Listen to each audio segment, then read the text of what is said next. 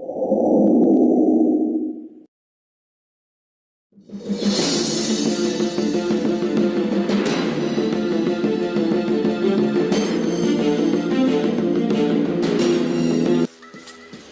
ready up ni Rus, GG.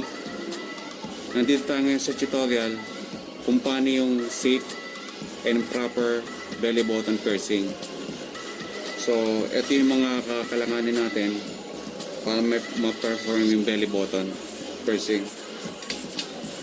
So, una gagamit tayo ng ovum open forcep. Ayan. Then, gagamit tayo ng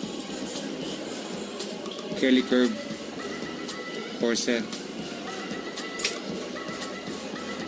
Then surgical scissor para sa IV. Rubber band para sa ovum. Gagamit din tayo ng gauge 16 na IV cannula. So make sure lang na bago.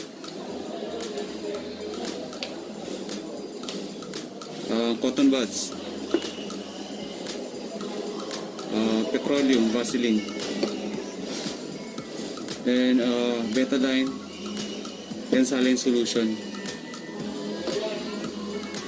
Nandito na rin yung yung hikaw natin. Gagamit tayo ng Viflex na hikaw.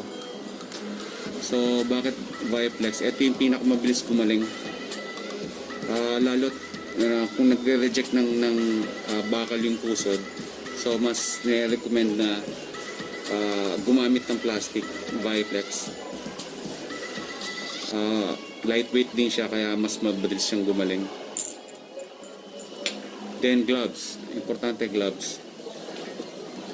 So ngayon disinfect natin yung area, linisin muna natin ng alcohol, tapos disinfect natin using betadine. Then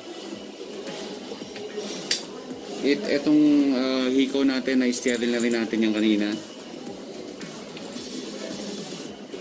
Then yung forcep natin, lagyan natin ng goma sa bandang dulo. So ganyan.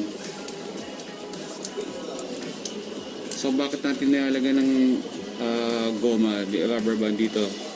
Para hindi tayo maglalak.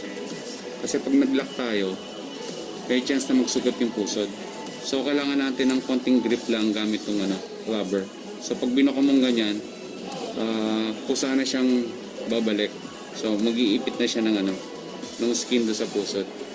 Make sure lang na yung pressure katamtaman lang siya. Hindi siya masakit. Pero kumakapit. Kailangan kumakapit. Okay, start tayo ng piercing.